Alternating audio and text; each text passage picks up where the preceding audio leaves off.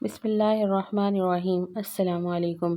یہ اس وقت کی بات ہے جبکہ سلطنت مغلیہ کا خورشید اقبال ڈوب چکا تھا اور سرحد سے لے کر مدراس کے ساحل تک سارا ہندوستان انگریزی اقتدار کے زیر نگین تھا۔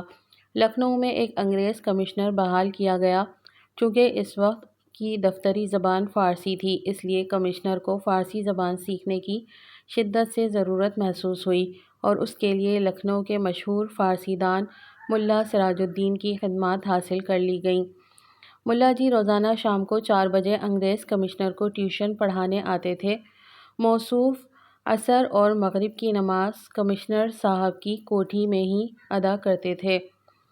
کمشنر کی ایک نوجوان لڑکی تھی، حسن اور دلکشی کا وہ ایک مجسمہ تھی۔ ایک تو ماں باپ کی اکلوتی بیٹی، اس پر مزاج میں نفاست، طبیعت میں لطافت اور ناز و نعمت کی زندگی سارے خاندان کی راج دلاری بن گئی تھی۔ سیرت خصلت کے اعتبار سے بھی وہ نہایت پاک طینت، نیک سرشت اور شریف الطبع لڑکی تھی۔ شرم اور حیا، علم و ہنر، ذہانت، دانائی اور متانت اور سنجیدگی میں دور دور اس کا کہیں جواب نہ تھا۔ سارا قبیلہ اس کے حسن اخلاق سے مسخر تھا۔ غیرت فطری ہی کا نتیجہ تھا کہ والدین کے اصرار کے باوجود بھی وہ گرجا گھر نہیں جاتی تھی۔ سن شعور میں قدم رکھتے ہی اس نے باہر کی درسگاہ سے اپنا سلسلہ تعلیم منقطع کر لیا تھا اور اب گھر پر ہی شریف معلمات کے ذریعے اس کی تعلیم کا بندوبست کر دیا گیا تھا۔ علوم فنون کی مختلف شاخوں میں مہارت رکھنے والی معلمات اپنے وقت پر آتی تھیں اور سبق دے کر چلی جاتی تھیں۔ تدریس کا یہ سلسلہ صبح 8 بجے سے شام کے 4 بجے تک جاری رہتا تھا۔ ملا جی کو آئے ہوئے کئی مہینے گزر چکے تھے۔ کمشنر صاحب فارسی کی ابتدائی کتابیں ختم کر چکے تھے اور اب حضرت سعدی کی گلستان چل رہی تھی۔ کہتے ہیں کہ ملا جی بہت خوش الالحان قاری بھی تھے۔ جب مغرب کی نماز میں وہ جہر سے قرآن پاک پڑھتے تو کمشنر صاحب کی پوری کوٹھی عالم قدس کے نغموں سے گونج اٹھتی تھی۔ ایک دن کمشنر صاحب کی صاحبزادی ٹھیک مغرب کے وقت اس کمرے کے قریب سے گزریں جہاں ملا جی نماز پڑھ رہے تھے۔ قرآن کی آواز سن کر اس کے قدم اچانک رک گئے۔ چند ہی لمحے کے بعد دروازے کے قریب آ کر کھڑی ہو گئی۔ قرآن کے سحر حلال سے دل کے گھائل ہونے میں ذرا بھی دیر نہ لگی۔ آن واحد میں ایک طیب اور طاہر روح تجلیات قرآنی کی بارش میں شرابور ہو گئی۔ زندگی میں پہلی بار اس نغمہ حیات سے اس کے کان آشنا ہوئے تھے۔ ایک نامعلوم کیفیت سے وہ بے خود ہو گئی۔ عالم اشتیاق میں پھر وہ آگے بڑھی اور پردے کی اوٹ سے ملا جی کو ایک نظر دیکھا۔ نماز کی ہیئت عبادت دیکھ کر وہ حیرت میں ڈوب گئی۔ ہاتھ باندھ کر ساکت اور مؤدب کھڑا رہنا، پھر سرنگو ہو جانا اور اس کے بعد ماتھا ٹیکنا، عجز و نیاز کی یہ ادائیں اس کی آنکھوں کے لیے اجنبے سے کم نہیں تھیں۔ اب اس سے پہلے اس کی آنکھوں نے یہ روح پرور مناظر کبھی نہیں دیکھے تھے۔ جب تک ملا جی نماز پڑھتے رہے وہ تصویریں حیرت بنی دیکھتی رہی۔ نماز ختم ہو جانے کے بعد جب وہ واپس لوٹی تو جذبات کے سمندر میں ایک تلاطم سا تھا۔ دل از خود اندر سے کسی نامعلوم سمت کی طرف کھینچا جا رہا تھا۔ اس دن ساری رات اپنے بستر پر کروٹیں بدلتی رہی۔ آیات قرآنی کا کیف اور نماز کی روحانی کشش ایک لمحے کے لیے بھی اس کے ذہن سے اوجھل نہیں ہو رہی تھی۔ وہ ساری رات یہ سوچتی رہی کہ شیریں نغموں کی سحر ترازی مسلم، لیکن قرآنی نغمہ کا یہ اثر جس نے دل کے کشور کو تیہ و بالا کر دیا ہے، اسے صرف خوش الالحان آواز کا نتیجہ نہیں قرار دیا جا سکتا۔ یقیناً اس کے پیچھے کوئی ایسی حقیقت بول رہی ہے جس کا رشتہ روح انسانی کے ساتھ منسلک ہے۔ پھر سوچتی ہے کہ اتنی آسانی سے دل کی تعمیر کا فیصلہ نہیں کیا جا سکتا۔ ہو نہ ہو یہ نماز بھی اسی عالم کی چیز ہے جہاں انسانی روحوں کا مزاج ڈھلتا ہے اور جہاں سے معنوی حیات کے چشموں کا دھارا پھوٹتا ہے۔ سوچتے سوچتے سحر ہو گئی، لیکن روحانی اضطراب کی آگ ویسے ہی سلگتی رہی۔ اپنا حال خود اپنی سمجھ میں نہیں آ رہا تھا۔ صبح طلوع ہوئی، دن نکلا، لیکن آج کتابوں میں جی نہیں لگ رہا تھا۔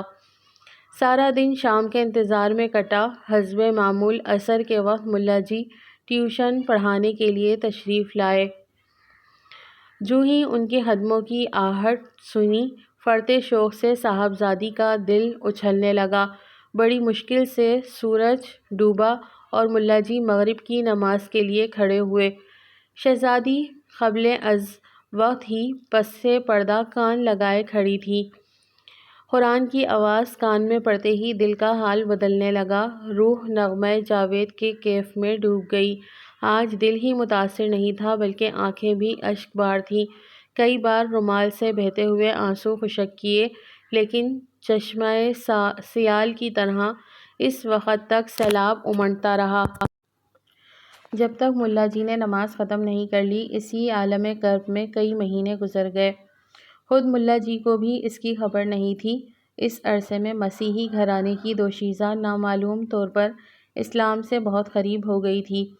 نماز اور قرآن کے عشق نے اب اسے اس راستے پر لا کھڑا کر دیا تھا جو کسی بھی وارفتہ حال مسافر کو ذرا سی دیر میں مدینے تک پہنچا دیتا ہے۔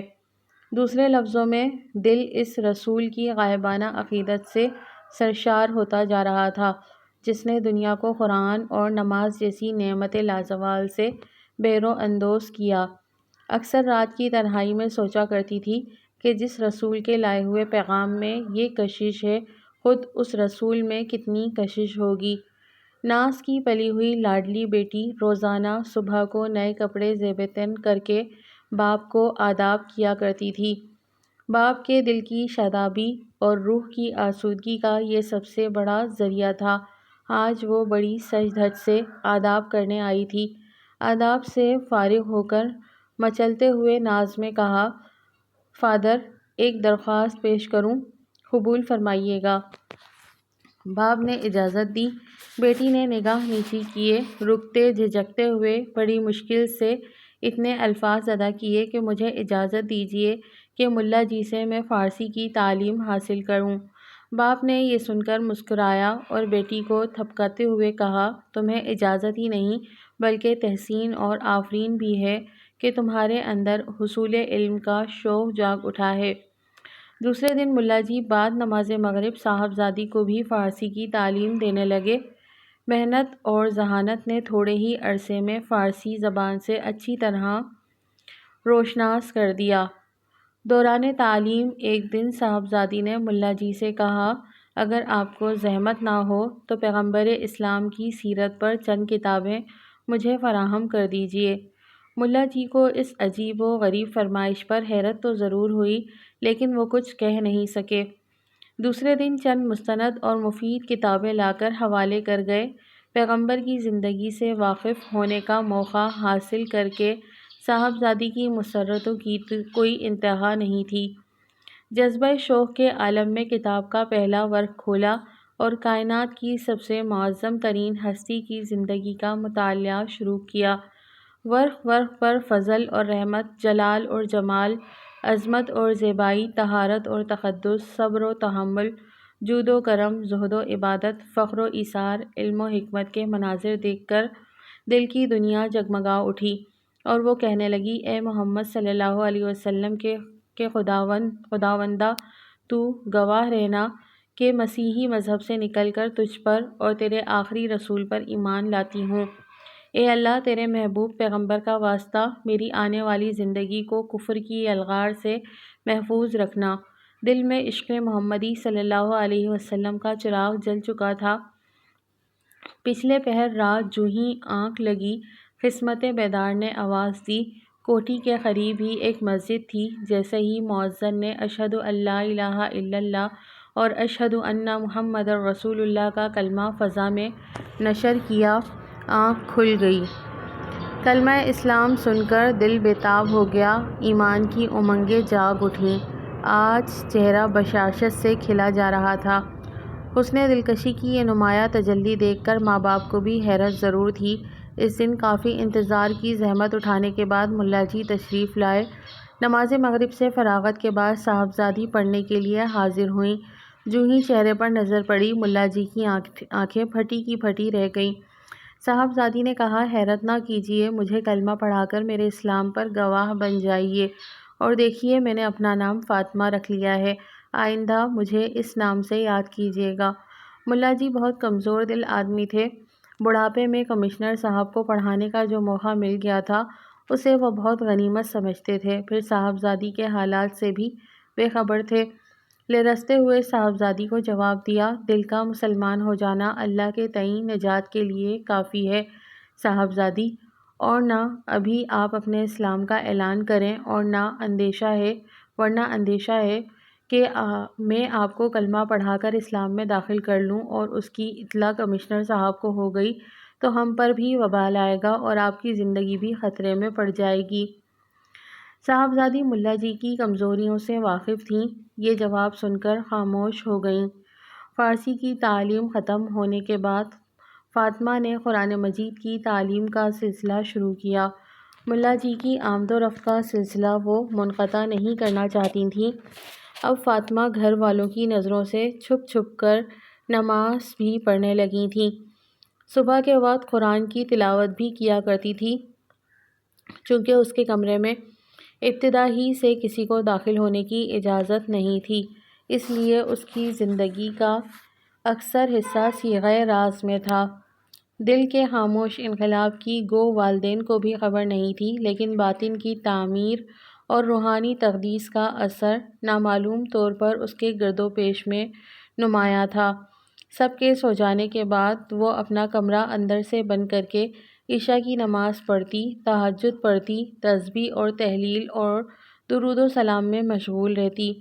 ایک دن ملا جی جب شام کے وقت پڑھانے آئے تو انہیں معلوم ہوا کہ صاحبزادی آج کچھ علیل ہیں۔ جو ہی واپس جانا چاہتے تھے کہ آیا نے اطلاع دی کہ صاحبزادی اپنے حجرہ خاص میں آپ کو بلا رہی ہیں۔ ملا جی ہمت کر کے حجرے میں داخل ہوئے تو دیکھا فاطمہ بستر پر دراز تھیں۔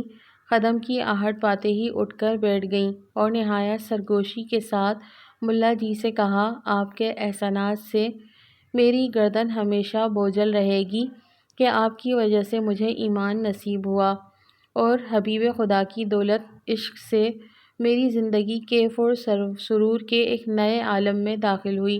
اب میں روحانی قرب کی اس منزل میں ہوں جہاں ایک لمحے کے لیے بھی میرے سرکار آنکھوں سے اوجھل نہیں ہوتے۔ آثار اور قرائن شہادت دے رہے ہیں کہ اب میں حیات کے آخری لمحے سے گزر رہی ہوں۔ عالم قدس کا پیامی جلد ہی آنے والا ہے، میں بھی اس کی منتظر آنکھوں سے راہ دیکھ رہی ہوں۔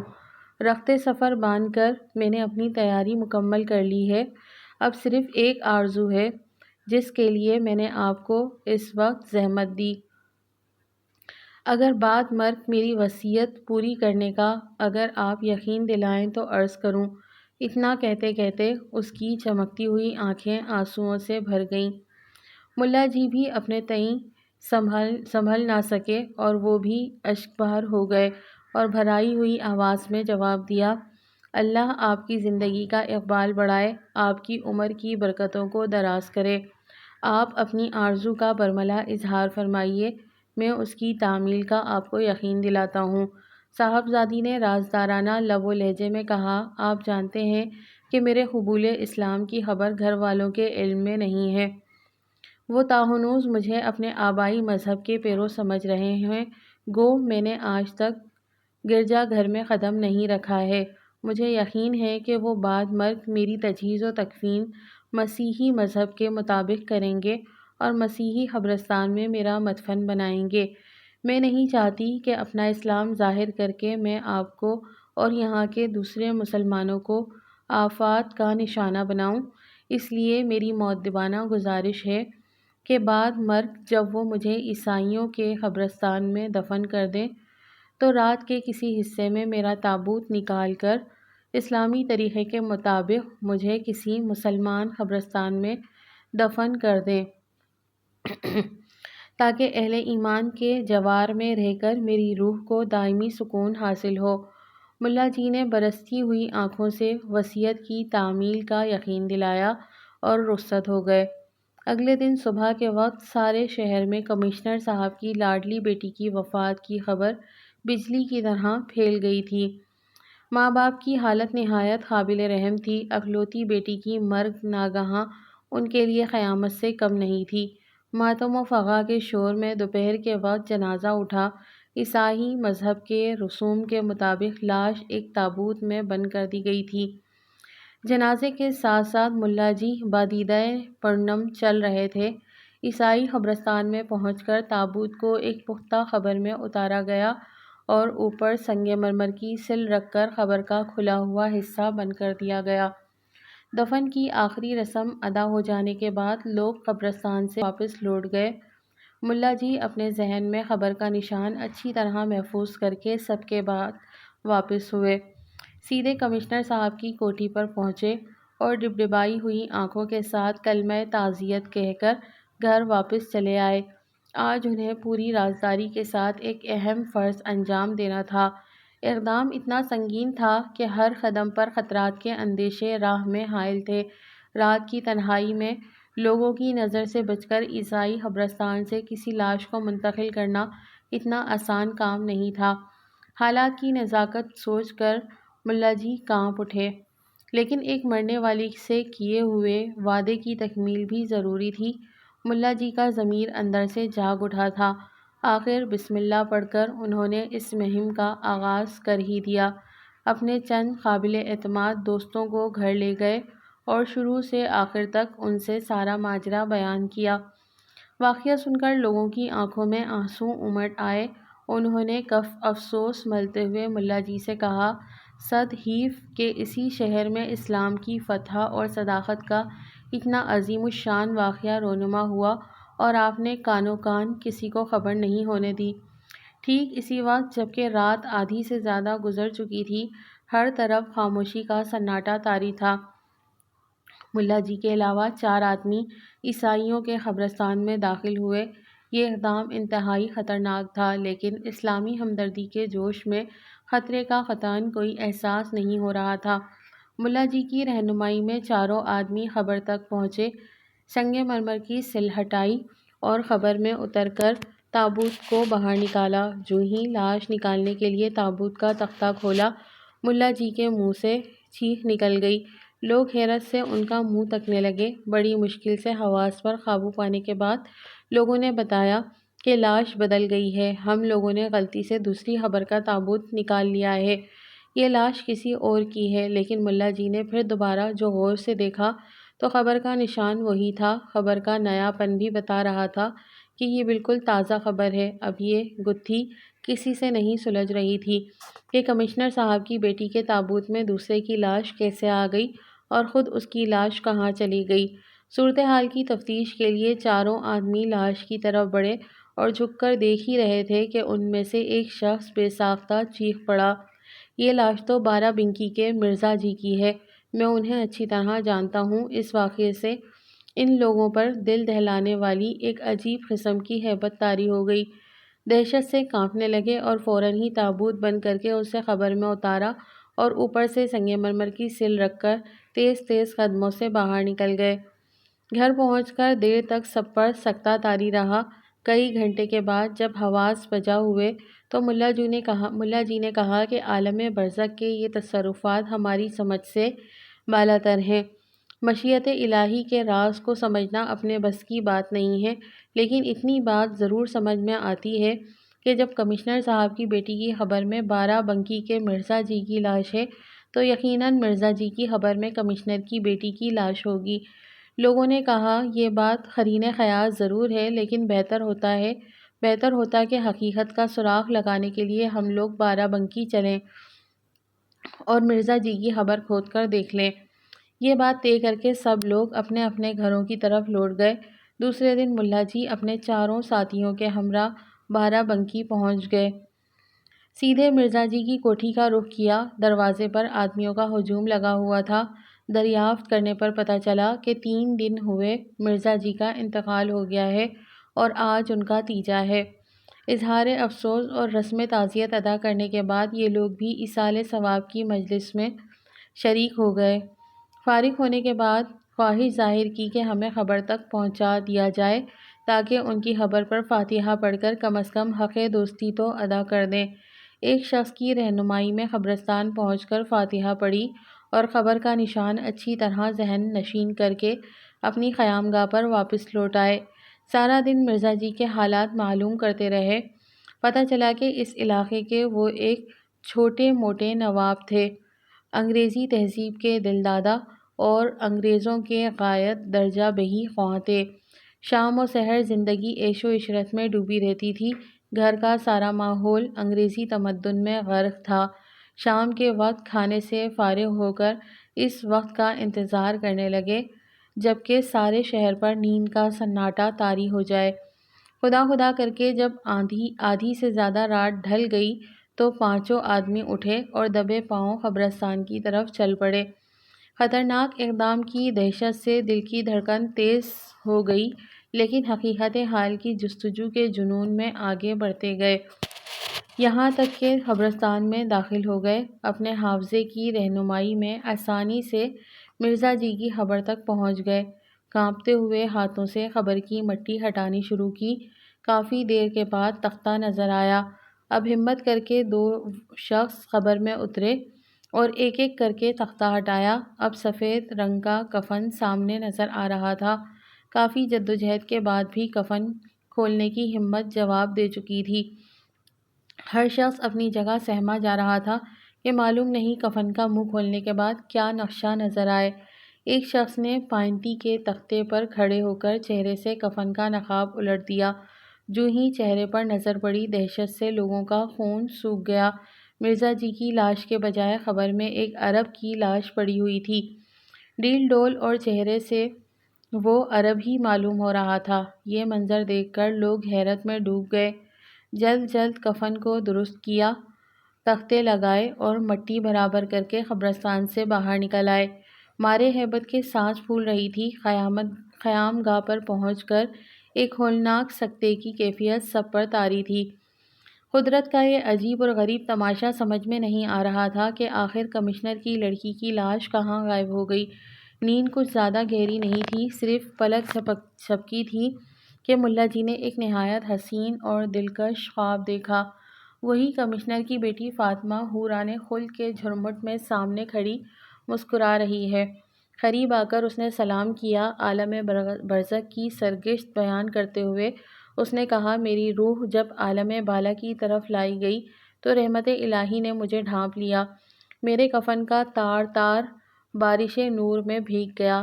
میرے گمان سے زیادہ رحمت الہی نے میری توقیر اور اعزاز کا اہتمام فرمایا۔ حکم ہوا کہ میری لاش طیبہ کی سرزمین پر منتقل کر دی جائے۔ جس دن میری لاش عیسائیوں کے قبرستان میں دفن کی گئی تھی، اس دن 3 لاشیں اپنی اپنی قبروں سے منتقل کی گئیں۔ مدینے میں ایک عرب سوداگر جسے ہندوستان بے حد پسند تھا، عرصہ قدیم سے اس کی آرزو تھی کہ وہ یہاں بود و باش اختیار کرے۔